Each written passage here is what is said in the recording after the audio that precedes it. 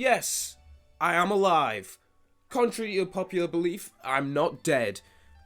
Neither's the channel. I bet you weren't expecting this. When was the last time I uploaded here? I don't know. Right, I'm not gonna lie. I just wanted to make this video, just throw it out there. Get some opinions out on the channel as opposed to Instagram. Just some overall thoughts on Season 1 or Series 14, whatever you want to call it, of Doctor Who. Because I know it seems like it's been a very contentious topic of debate online, so I want to throw my hat in. But obviously this is not a main channel video, so don't expect it to be fully in depth. Video's probably not that long, unless I just start waffling, which I probably will, already have. I just wanted to give some of my own 2 cents on Series 14, the 15th Doctor, and Ruby Sunday, and sort of how I feel about it so far. At the time of this being recorded, I mean, I'll probably just make this video on the day, we are halfway through Series 14, and I'm not gonna lie, overall, it's been pretty underwhelming. Now, me personally, I was extremely excited for this new era, and I was really hoping that Russell would do something new with Doctor Who and not just sort of repeat what he did before, but like with different characters. And I can safely say, I mean, he hasn't just repeated what he'd done before, but it is very obvious that he's kind of washed, I'm afraid. Like, don't get me wrong, I've enjoyed like most of Series 14 so far, but also it's very obvious that it's been tampered with, that it's very unfinished, and it's quite unpolished. Like, almost every single one of these episodes has suffered from one consistent issue, and it's feeling that they're just not long enough. Which is quite strange, because I'm usually one of the avid defenders of Russell's pacing in his stories. At least in his first era, even if the, like, ending to an episode would feel a bit underwhelming, it would make sense. It would just sort of be like, oh, is that it? And even if in that story, in the first era, it was a detriment to the, like, episode itself, the characters would have been so incredibly amazing, and they would do so much with them in the story that you weren't really that bothered. But that's sort of where into the problem with this era's came into me. That being the characters. Now, don't get me wrong, I absolutely love Ncuti Gatwa as the 15th Doctor. He has been fucking phenomenal so far. Like, seriously, he is a brilliant Doctor. He's got so much charisma and charm. And you know they just have the it factor? He has the it factor.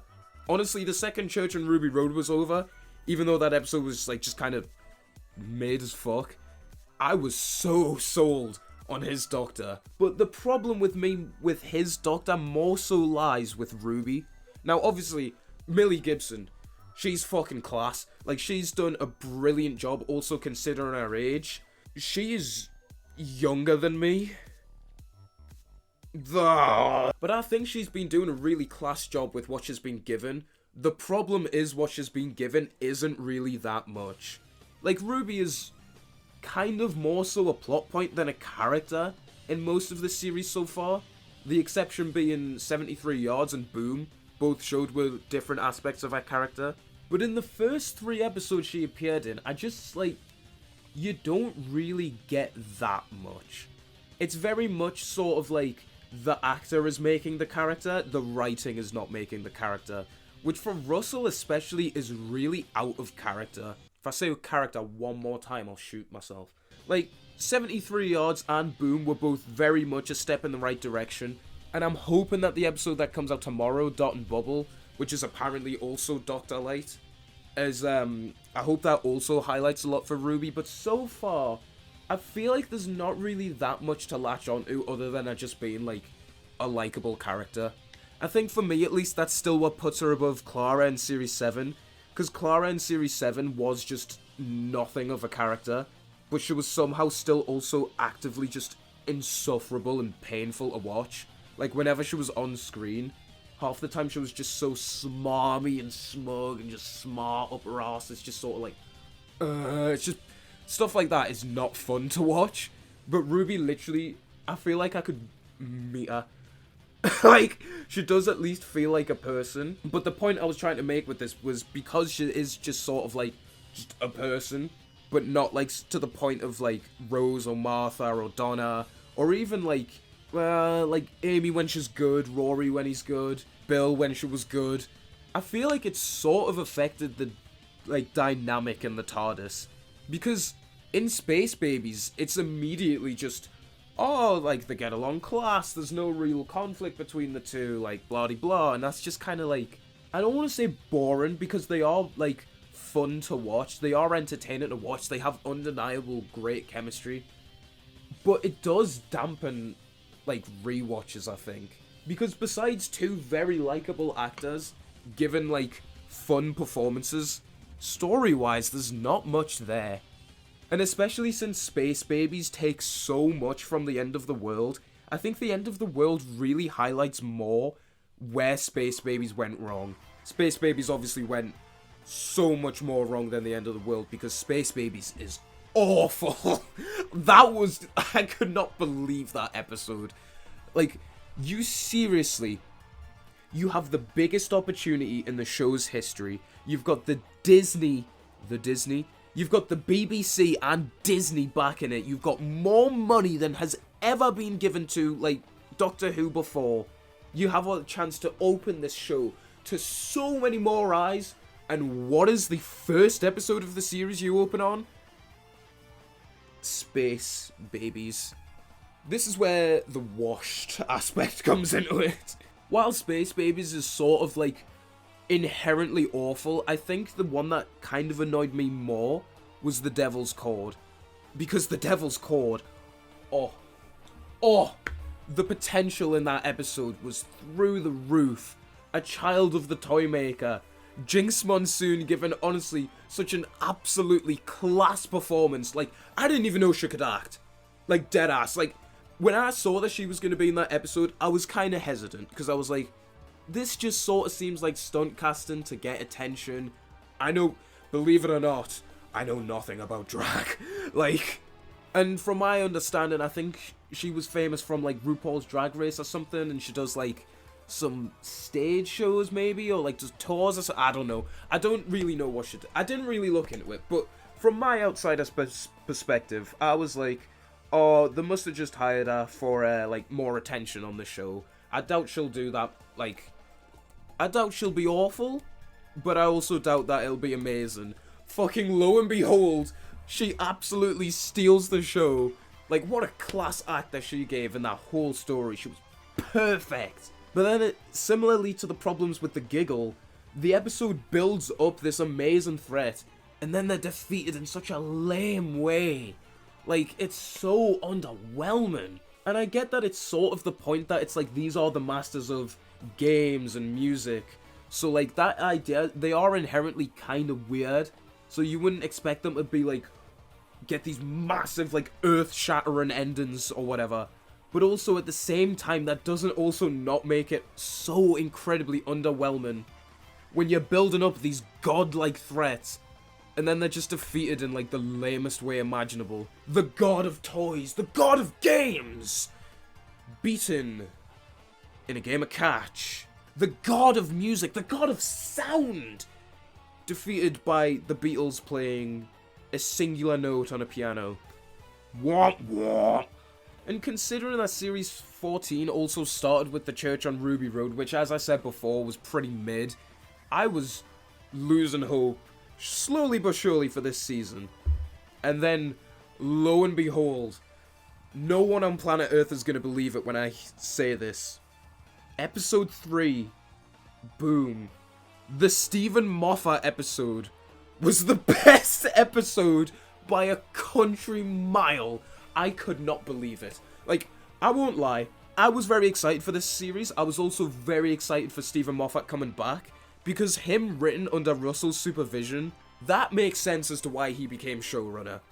Him as a showrunner, he was awful, but him and Russell, when they work together, or it's at least Stephen's scripts are monitored by Russell, it gives us some of the best episodes consistently. So I knew this episode would be fantastic, but I wasn't expecting the Russell ones to be so poor. Like, I was sort of thinking, Boom will probably be like a highlight episode. It'll be pretty good. It'll probably be great. But it's not going to be as good as Russell's episodes, because it's Russell. And then Russell's episodes came out, and I was like, wow. Wow. I hope Steven still has it at least, because it seems like fucking Russell doesn't. But then lo and behold, 73 yards. So, I know this video's sort of been a bit all over the place. This is why I'm out of character, I just sort of ramble. But my point being, my thoughts on Season 1 so far, it's kind of a mess. Realistically, out of the 5 episodes we've got, 2 of them are good. One of them is, like, alright, but, like, ruined by the ending quite heavily. And then we've got 2 that are, like... No, we've got 1 that's absolutely awful. And then we've got Church on Ruby Road, which is mid as fuck. Like, just plotless, really. One thing as well that has been getting on my tits about this series is how amazingly unsubtle it's been. Like, Russell has completely forgotten how to write a subtle series arc. Remember how, like, naturally integrated the Saxon arc was, and the Doomsday one? I actually forget what that one was. What was it? I actually can't remember. But, like, the Bad Wolf plot as well was integrated so well, so naturally. Even Series 4, which has, like, an absolute dogshit finale, which makes the payoff, like, which makes the build-up throughout the series feel, like, underwhelming because the finale was so ass. Even that was so much more subtle, as opposed to this series where it's just sort of been, oh, the big boss is coming again. And then there's the stuff with Mrs. Flood, which is actually quite well done and subtle, like, and there's this old woman who keeps appearing. I didn't even notice that it was the same woman until people pointed it out. But then there's the stuff with the snow, which, besides 73 yards, has been in every episode, which I feel like, obviously it's snow, it's around the characters, you can't do much subtlety with that, and we also don't know where it's going as of yet. But I feel like you could at least, like, I don't know, have it like the TARDIS takes off and then it starts snowing. Because the character's seeing it all the time. And then, like, sort of being like, oh, this is a thing. I know this is going to be a thing, but I don't know what it is. It's kind of just like, huh? I also really hope that the 4th wall breaks are going somewhere, because Jesus Christ, it feels like Russell is pandering with these. This, of course, is a preemptive point. So if I am then later proven wrong, I will more than happily bite my words on this. But at the minute, it feels very pandering. And a lot of the stuff he's been doing with, like, musical numbers as well, I'm just like, ugh, how many people are you trying to appease at once? Like, me personally, I'm not really into musicals. It's just not my sort of thing. But when it was in Church on Ruby Road, I did actually really like it. I was like, you know what? That's actually quite, like, that's quite funny. This is fun. It's just some goofy fun. Like, that's alright. But then when it was in The Devil's Cord, I feel like it really undermines the tone of the story, considering how petrified the Doctor was. And then, like, oh, the enemy's defeated. Let's have a dance! It's like, huh? Can we not have a scene of, like, emotional character weight and reaction? Another scene with the Beatles, maybe? No, we're gonna have a song and dance about it? Alright. Fucking class, mate. Also, one point that I had made about Shooty's Doctor on my story. This is literally, as of yet, my only criticism with his Doctor. And that is that he just cries all of the time. Now, obviously, I'm not no fucking, like, macho man, like, oh, men don't cry, blah, blah, blah. I don't care about that. Obviously, everyone cries. Except me. I don't cry. Like, obviously, I have no issues with the Doctor crying. My 2 favourite Doctors, 9 and 10, both cry, like, quite early into their runs. And I have no issue with it, because it's saved for very impactful moments. But the problem with Shooty's Doctor is that he cries almost all of the time at everything. Like, I could be wrong on this, but I swear he's cried in every episode he's appeared in except 73 Yards. Because he wasn't in it. And I think him crying so much is sort of a detriment to the character, because Boom especially, this is when I noticed it, in Boom, this is like the life-changing, altering thing. It's like, if the Doctor steps off this mine, this planet is done for. Like, he has reason to cry and to be scared. Like, this is a terrifying situation to be in. And he cries like 5 times in that episode. But I think it was by the 2nd time he cried I'd realised. I was like, why am I not feeling the impact of this? And it was because I'd seen him cry the week before. And in the episode before. And at Christmas. There is literally no issues with the Doctor crying, but when it happens in almost every other episode, it loses all of its impact. Like, if the 10th Doctor cried every 2 episodes, it would not be as impactful seeing him break down in the end of time. If the 9th Doctor had cried in rows, it would be so much less impactful in the end of the world when he starts breaking down when he's being consoled about the Time War. I think I have waffled long enough. My main points being, Ncuti is brilliant as the Doctor. Millie is doing the best that she can with Ruby, but I really hope they give her more to do. I know she's in season 2 less, but hopefully they'll give her more even though she's still in it. Like, not as much. The stories have mostly been bad, but there has been promise in them. And unfortunately, the series has lost all subtlety. The main takeaway I want for this is that I want the series to change. I don't want season 2 to be more of this. I need change. I think the show in itself needs change. I think the fact that Stephen Moffat and Chris Chibnall have both publicly admitted that they've handed in scripts as first drafts, which, I mean, they didn't really need to admit it, it was kind of fucking obvious. But I think the fact that they said it is proof alone that this showrunner system that the show's had for so long now just kind of doesn't work. Now, I used to think that it did work, and that Moffat and Chibnall were just, like, extremely incompetent.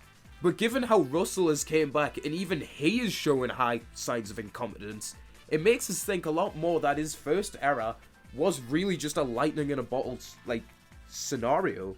Because here we have the greatest writer that this show has ever had, who has multiple of the best contributions to this show as a whole, delivering mostly subpar stories, and the one he has made that has been good has David Tennant and Catherine Tate in it again. Also 73 yards. Yeah, this is why this channel is fucking the third one, because I just fucking go on and on and on and on. This was meant to be like 10 minutes, bro. Okay, bye. That's it. Series has not been that good. I've been enjoying it. Hopefully the latter half is better.